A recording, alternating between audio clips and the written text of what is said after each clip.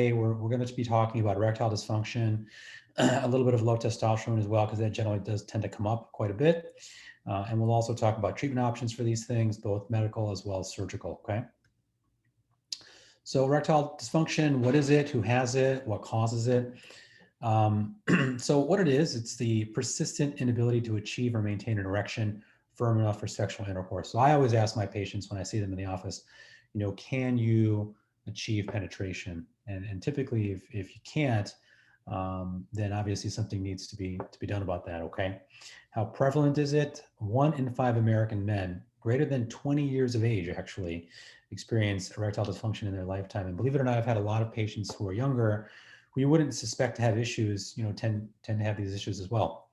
More than half of men over 40 have some degree of erectile dysfunction. I am 45, so that I'm included in that population of people, and affects in total 39 million American men. So that's a lot of folks, okay? And it's obviously 39 million American women as well, right? A lot of the partners as well are being affected by this issue.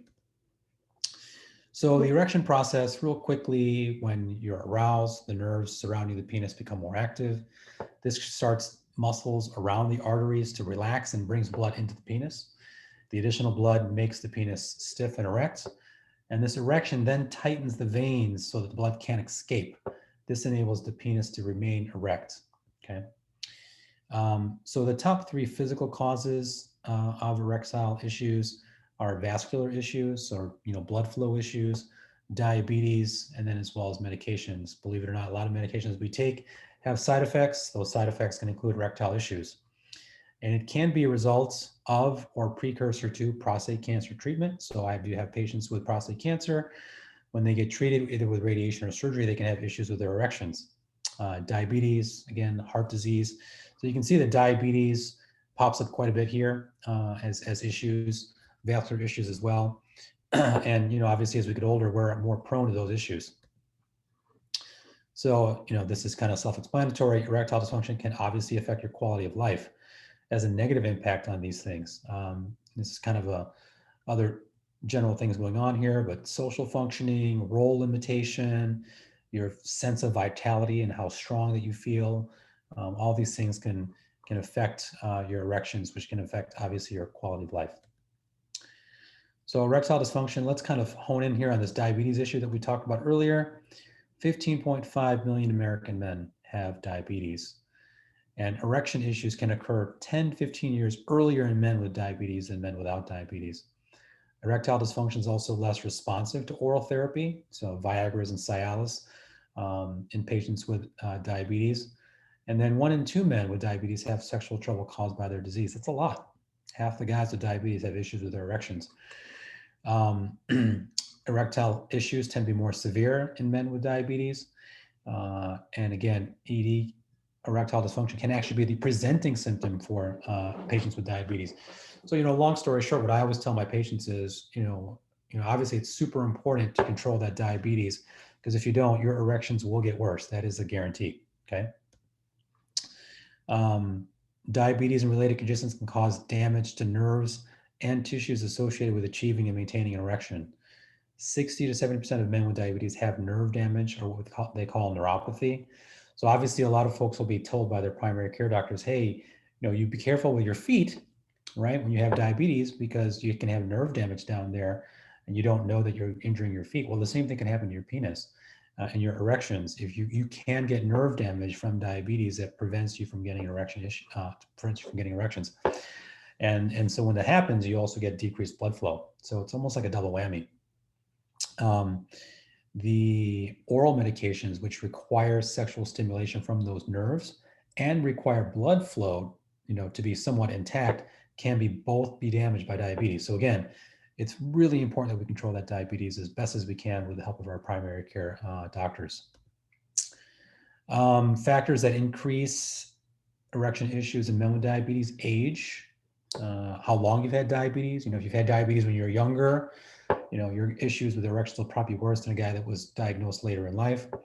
Poor glycemic control, which basically means you're not taking care of your diabetes, right? Or the medications that you're on aren't working properly. So you have to work with your primary care doctor to get that, addressed as quickly and as effectively as possible. Diuretic treatment. So if you're also being treated for high blood pressure with medications that are sort of water pills, as I'll call them, that can make things worse. And obviously cardiovascular disease. A lot of times your diabetes and your cardiovascular disease, they'll go hand in hand. And I have a lot of patients with both, and then you throw in there, high cholesterol. Next thing you know, it's you're having erection issues. So diabetes, men with diabetes are also at higher risk for heart disease. Again, you have the same sort of process happening. You're getting decreased blood flow to your heart. That decreased blood flow to your heart obviously puts you at risk for heart pain, angina, chest pain, and then also heart attacks, okay? Having diabetes nearly doubles the risk for a heart attack and or death from heart disease. Men with diabetes and erection issues may develop coronary artery disease symptoms 2 to 3 years after erection issues and will likely experience a cardiovascular event. So what this is saying basically is that when men present with erection issues, that can be their first sign that they're having or may have issues with their heart. And so that's something to be aware of. So you got to talk to your primary care doctor as well as your urologist, about your erection issues, as well as what that may mean for your overall health in terms of your diabetes and your heart issues. And so here we go. Let's talk a little bit more about this heart disease stuff. So arteries that supply the penis, they're actually smaller than the arteries that are supplying the heart. So if you're getting issues with your penis already, that can be a sort of warning sign that you may be developing something going on, possibly with your heart, okay? And this is an interesting picture of how, these relative to each other, how the sizes of these vessels are, okay? So this one's the penile artery. The one next to it is the artery for your heart. The one next to that is the artery that goes to your brain that can put you at risk for a stroke. And then that femoral artery is the artery that goes to your leg. So, again, these are things to be sort of aware about. Risk reduction, you hear this all the time: diet, exercise, weight loss, quit smoking, reduce stress. All of these things are so much more difficult now that we're having to deal with COVID. We're not, plus it's the winter time, so it's very difficult for people to get exercise, walk around. You can't go to the gym, you're staying at home, you're eating more. It's a stressful situation, especially if you're having issues with financial stuff, and then you become nervous and you're smoking. So, all this stuff is tough, but, again, if you don't work on these things, guaranteed your erections will get worse. Low testosterone. This always comes up, even if we don't talk about it. People will always ask this question. Low testosterone, and obviously some people refer it as low T, occurs when a man's body produces less testosterone than normal, okay? Decreases in testosterone may increase the risk of sexual dysfunction, body composition, and decline in feeling of general well-being. So, a lot of this will then be, of course, that the testosterone helps you feel that desire, okay? And then the erection stuff obviously is the erection stuff. So you really need both things in order to have a good, satisfying sort of, intercourse, right? You need to have that desire and you have to have the erection that's actually working. So the testosterone is what helps you with that desire portion, okay? Approximately 4 in 10 men over the age of 45 may have low testosterone. Again, I'm 45. Typically what I tell patients is your testosterone will go up until you're about age 36. And then basically in all men at 36, that testosterone level will go down. Now we'll go down at different rates for different people. Some people may feel symptoms, some may not. But again, if you're over a certain age, everyone's testosterone is going to go down. Low testosterone signs and symptoms include fatigue and loss of energy, decreased muscle and strength, increased body fat, loss of hair, decreased physical or work performance, hot flushes, sweats. And you don't necessarily need to feel all of these things, but you can feel some of them, and that may be obviously a sign of low testosterone. Mental or emotional, the feeling sad or blue, less motivated, less confidence or enthusiasm, poor concentration and memory. Now you have to, be able to figure out whether that's coming from low testosterone or other issues. But these are some of the signs. And of course, reduced sex drive and erectile dysfunction. And so the first question I always ask my patients is, how is your drive? I mean, how is your desire? If it's low, generally I will check a testosterone level. So if you are diagnosed with low testosterone, there are available treatment options. There are several options: testosterone gels, patches, oral medications, injections. What I always tell folks is you have to at least get 2 testosterone levels drawn before 11 a.m. If those are both below normal and you have some of those symptoms that we talked about, then we can obviously move forward and discuss treatment options. Generally at that point in time, most insurance companies won't give us a hard time in terms of covering your treatment options. Okay. Erectile dysfunction and prostate cancer treatment. So I do quite a bit of prostate cancer treatment because I do a lot of robotic surgeries. I also have a lot of patients get radiation treatments for prostate cancer. And, inevitably, there will be some issues with erections down the road. So the nerves that provide stimulation for an erection lie very close to the prostate. And this is a great picture. You can see those nerves, they're basically on either side of the prostate, kind of like railroad tracks, kind of on either side of the prostate. And they can be injured during a surgery or even radiation, because, if you're radiating the prostate, the nerves, they're right there. What we do try to do is we try to spare those nerves, and that really will depend on what type of cancer that you have. If we can spare those nerves and reconnect that bladder to that sphincter that you see there in the picture, then generally most patients will have at least, most of their erectile function intact. But again, anytime there's any kind of treatment or manipulation of those nerves, there can be issues, okay? So overall, erectile dysfunction affects 25 to 75% of men after prostate cancer treatment, okay? Erectile dysfunction as a result of prostate cancer surgery, 10 to 46% of men after 1 year have had ED, erection issues. And sexual dysfunction can affect up to 50% of men after radiation. So, obviously, when we take care of the cancer, my patients, they're very grateful because they're alive. But after about a year and they're fully recovered, they want to start living, okay? And what that, obviously, I think we all know what that means. I mean, they want to be able to experience the things they were experiencing before. And that's where some of these treatment options we'll talk about sort of come into play in terms of getting their erections back, okay? One other thing we'll talk about here real quick is Peyronie's disease. You might be seeing a lot of these ads when the Super Bowl comes around. You'll see an eggplant, and the bending of the erection. When that happens, a lot of times it will be associated with erection issues as well, okay? So Peyronie's disease basically is the development of a fibrous scar inside the penis that causes that curved, painful erection. And you can see in the picture there, that fibrous area, I don't know if you can see my cursor right here, that really prevents that penis from stretching straight, and it pulls it up because it doesn't bend, okay? So what can happen is if the bend is severe enough, you can have the inability to have sexual intercourse. You just can't get it in there because of the angling. Sometimes you can have difficulty getting or even maintaining that erection. You get a lot of anxiety or stress about the appearance of the penis. And obviously that stress, then works its way towards your partner, okay? Some signs and symptoms.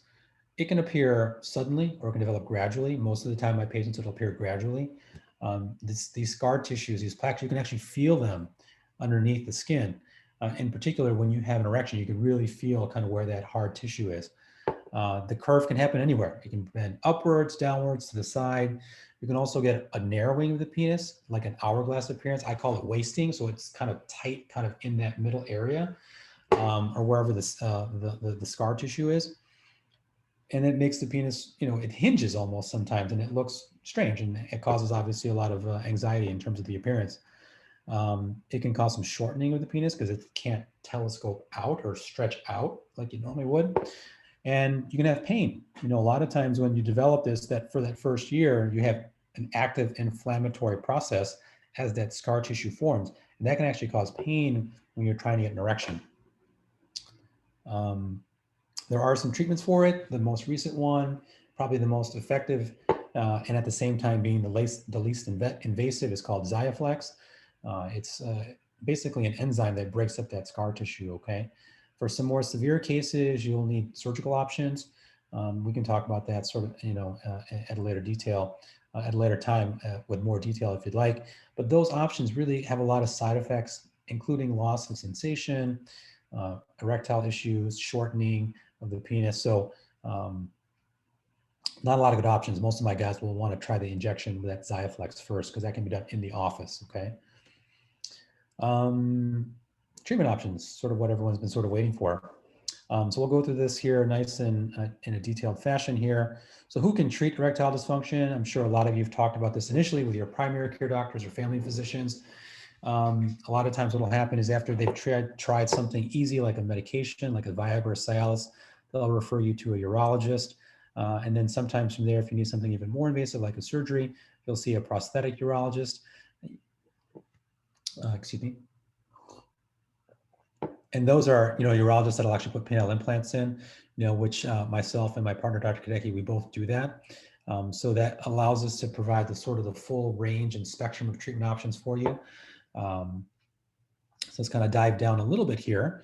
So here's a nice little schematic about some of the treatment options. Oral medication is probably something everyone's familiar with. The Viagra, the Cialis, Levitras. There's a couple of new ones like Stendra that are out there. Generally, patients will then next try, if you look to the far right, that urethral suppository. It's basically a little semi-solid pellet. It comes on a little device that you squeeze that little disc there on the far right-hand side, and it drops a little pellet in the urethra. It absorbs locally, okay, and it helps you with the erections that way. There's the injections where you can see you're injecting medication directly into the penis. There's vacuum erection devices, and then there's the penile implants, which is the surgical option. So the oral medications, how do they work? Again, they're increasing blood flow to the penis, okay? It improves the ability to get erections and maintain them until intercourse is fully completed. It does require sexual stimulation. What that means is, what I tell my patients is, you got to start that cascade, right? You have to be aroused and you have to start that stimulatory process. And that's why you need those nerves intact, okay? Those nerves that can be damaged by diabetes, right? You generally take them within the hour, an hour before needing it. Typically works for up to 4 hours. Though Cialis works for 36. Not to be taken more than once a day. And some oral medications can be affected by food. Viagra is affected by food, affected by alcohol. There are some other options that are less affected by those things, okay? How effective are they? Depending on the patient, if you have mild symptoms, pretty effective, 60-80% of the time. Almost half of men with erection issues after prostate surgery give up, or when the pills stop working. Men with diabetes are 1.5 to 2 times more likely to move on to other treatments. So again, with diabetes as an underlying theme, it is harder to treat with oral medication when you have diabetes. Most common side effects from the medications, a lot of guys will complain of headaches, flushing, stuffy nose, upset stomachs. If you've had a previous heart attack, obviously you want to let us know. That can change, our recommendations to you in terms of using these medications.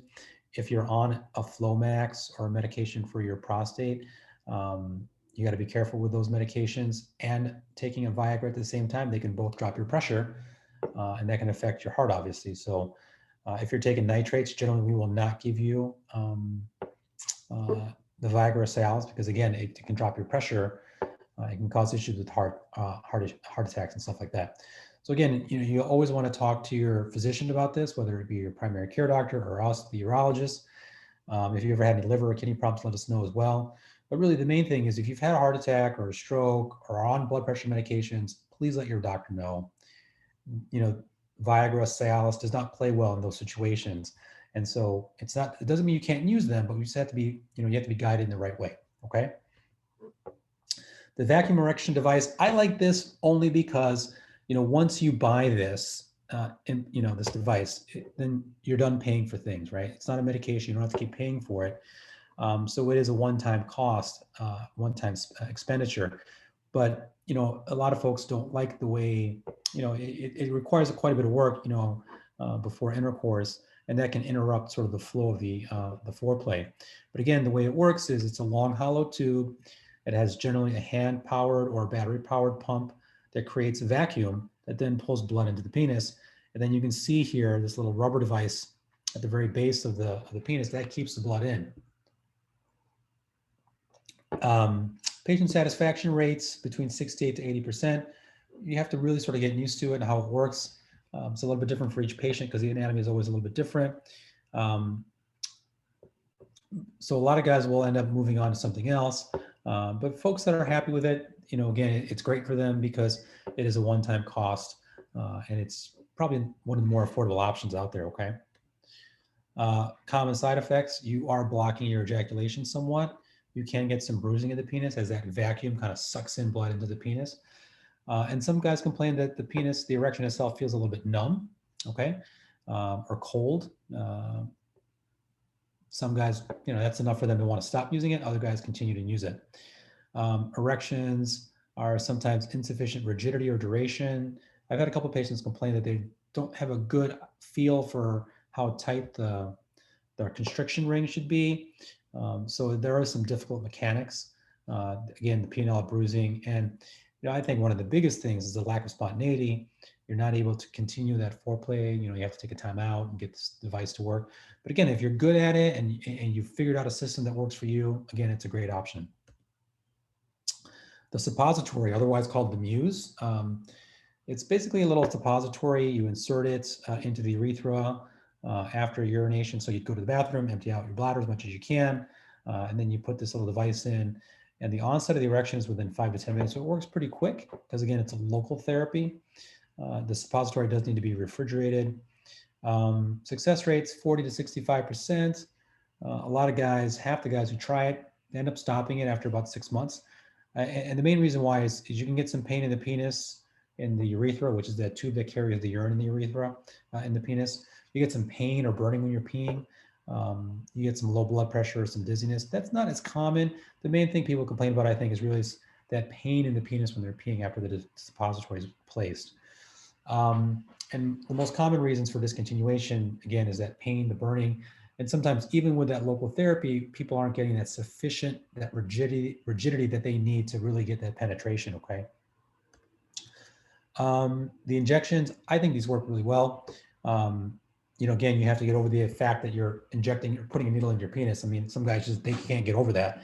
But if you can, what you're doing is you're basically direct injecting like a liquid Viagra type medication directly into the penis. So obviously, the onset of erection is pretty quick, 5 to 20 minutes. 60% of patients are satisfied and continue use. However, over a long period of time, people, I think, do get a little bit tired of the needle. You get some penile pain. You can get some fibrosis or scar tissue. We discussed that before previously. Very similar to the Peyronie's scar tissue. I always have my patients sort of alternate sides. The one time they use it will be on the left, and the next time they use it will be on the right. So that way you reduce the risk of irritating one side a lot and creating scar tissue, okay? Now, when patients are sort of overzealous and they give themselves too much of this medication, you can get a priapism, which is basically a prolonged erection. And when that erection lasts longer than 4 hours, I tell folks, obviously, that's an emergency, go to the ER right away so we can bring that erection down. You actually don't want an erection that long. It actually decreases blood flow to the penis and can cause some long-term damage, okay? Most common reasons for discontinuation, again, pain. And I think, again, it's the dislike of injections, even for patients who are diabetics, because the needle is the same needle as the diabetic needle.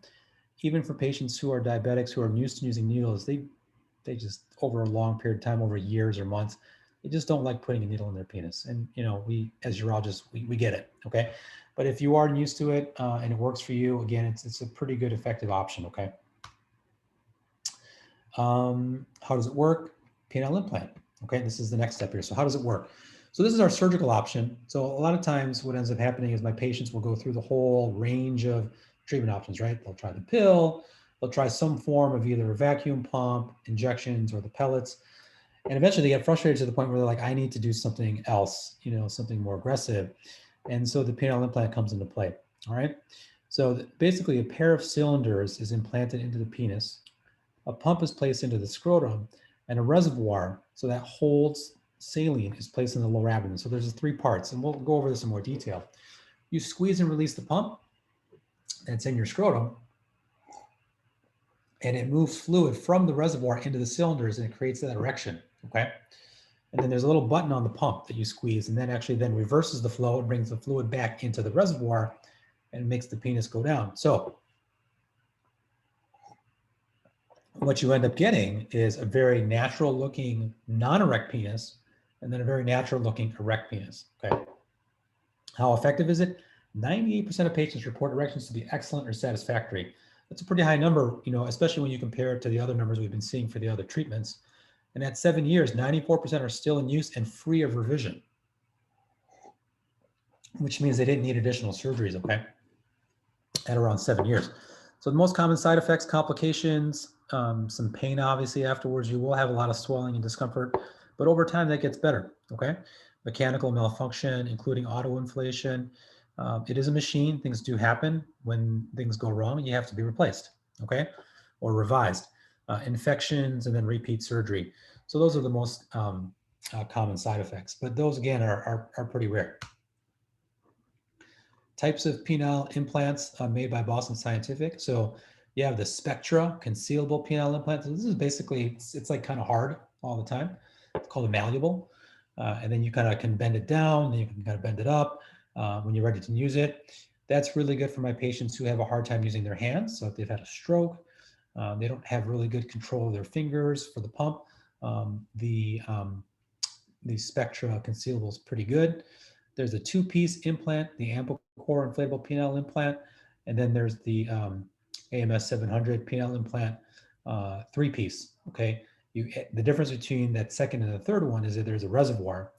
The reservoir is nice because you're able to hold more water away from the implant, and then when you need it, you're able to put more water into the implant to get it harder. Okay, and there's three different models there. There's the LGX, CX, and the CXR, and that's something we can talk about more detail down the road. Oh, here we go. So the CX cylinders expand in girth. The LGX cylinders expand in girth and length, depending on patient anatomy. Now, I will warn you, I cannot make your penis longer, even with the LGX, okay? What the LGX does is it helps reduce our risk of shrinkage, which can happen frequently with a penile implant, okay? But the LGX is generally, if the anatomy is correct and it's right, and it's the right option for the patient, every guy will generally go for the LGX, okay? The other thing that's nice about the AMS 700 is the only implant available with an antibiotic impregnated surface treatment, which what this does is it reduces the risk of infection. Now, as you know, diabetics have sort of a higher risk of infection, so this is particularly important for patients with diabetes.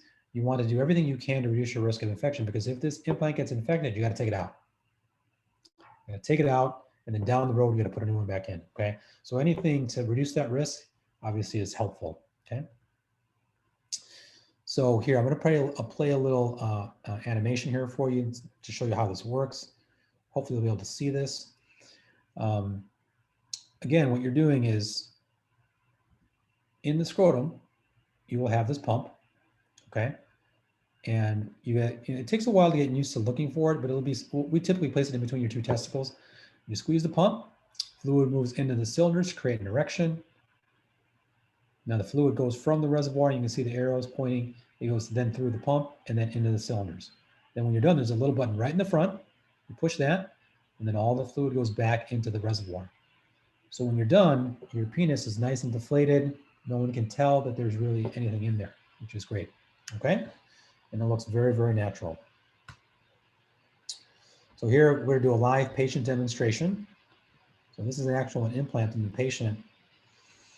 It actually had a device put in. And again, obviously, when you're seeing this, hopefully it's playing. Looks like,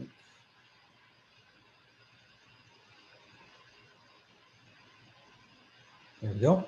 Now it's going. Obviously it takes time for that swelling to go down. I tell my patients 4 to 6 weeks. Once that swelling goes down and you're able to palpate and feel that pump, we have you come into the office. We show you how to work it. We'll watch you do it a couple times. And then really it's a lot about just being at home and working with it, okay? So what he's gonna do now, he's feeling for the pump.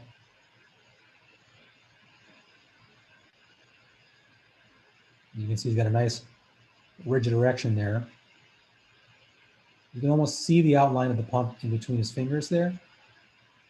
And when he lets go, you can't even tell the pump's in there. He's got his beautiful erection, nice and straight, nice and rigid, okay?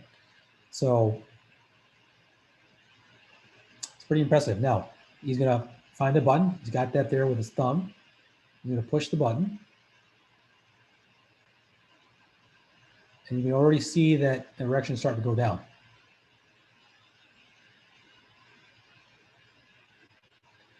Now, The devices that we put in now, they have a one-touch system so that you just push the button once. He's kind of holding on to it, but you can let it go. After you push it for a few seconds, you can let go, and it will continue to deflate on its own. But as you can tell, it's nice and empty looking. Okay, so that's sort of what it looks like in a live patient. So again, just to sort of review, the patient and more importantly, the partner satisfaction with the AMS 700 penile implant, 97% of patients would recommend a penile implant to others. 98% of patients report their erections to be excellent or satisfactory, and 96% of partners reported sexual activity with implant to be excellent or satisfactory. So those are pretty good numbers. I would take those in any procedure that I would ever undergo any day of the week. So again, guys, when they get to this point, they can't get an erection. That's typically how that works. So to go from 0 to 60, with basically an hour and a half long procedure that's outpatient, they're very, very happy, once everything's healed up. Okay. So again, it's designed to be as a permanent solution for erection issues. It's spontaneous. Once guys get an idea of how to find that pump and manipulate it and work it, they're able to do it quickly. And, if it's dark and, you can't even tell that you're doing anything different than you normally would during intercourse, okay? The other advantage is you can keep this erection up as long as you want. There's no time limit. You don't have to worry about, injuring the penis because of lack of blood flow. Everything is entirely contained in the body. So there's nothing on the outside. There's no needles, there's no syringes, there's no pumps, there's no suppositories. Everything's on the inside. And really no one needs to know except you. High patient and partner satisfaction. It typically does not interfere with your ejaculation or orgasm. So whatever you were doing beforehand in terms of your ejaculation or orgasm, that stays the same. That is not affected. Whatever you had with your sensation beforehand is typically the same. That is not affected. They have a long history of use. The implants have been around for more than 40 years. And then, like I said, the technology continues to improve. The Boston Scientific version has, the antibiotic essentially woven into the fabric of the implant to reduce risks of infection. And nearly 500,000 patients have been treated with this particular penile implant. So again, it's a nice effective treatment. The other treatments we talked about as well, are also good options too. Insurance coverage, obviously we can't guarantee anything. We certainly can't guarantee insurance coverage, especially things that the way healthcare is now. But we do know for a fact that Medicare does cover the implant, okay? And typically, if you have a secondary insurance, most of those private secondary insurances will cover the remaining portion of it, okay?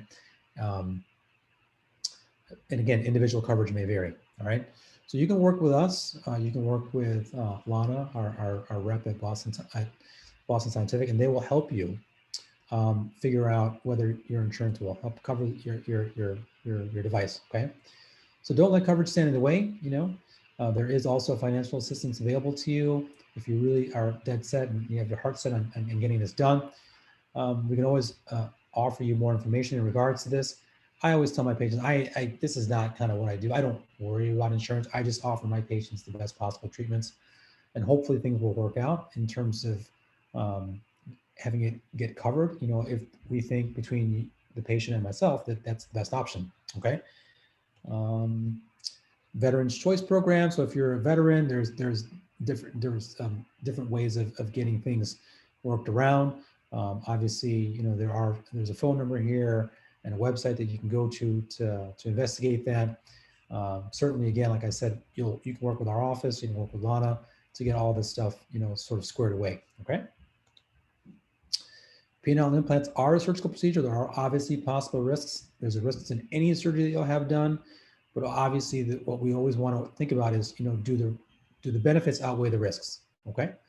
Some of the risks that can happen, you can get a natural spontaneous erection. Those options are done. Once you get a penile implant, you cannot use Viagra or any other things to get erections. You're married to the implant, and if something happens to it, you got to get it removed and replaced. Okay. If there is a mechanical failure, that will require a revision. Okay. There can be some pain, but that's generally just associated with the healing process.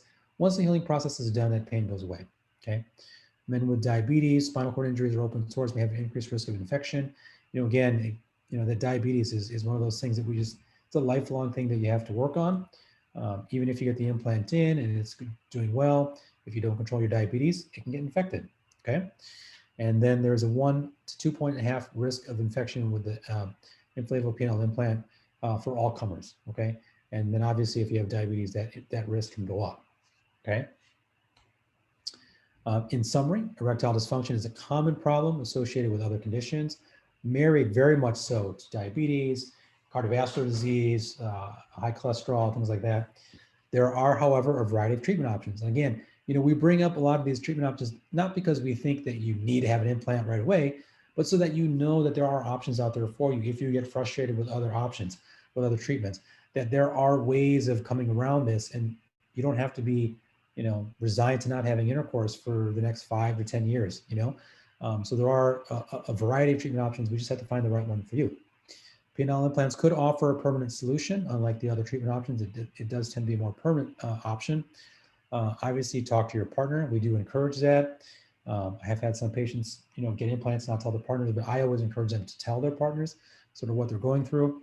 And then, of course, talk to your erectile dysfunction specialist, your prosthetic urologist, whether that be me or somebody else. Or you can go to edcure.org to find somebody that'll put penile implants in for you, if that's something that you're interested in doing. Okay.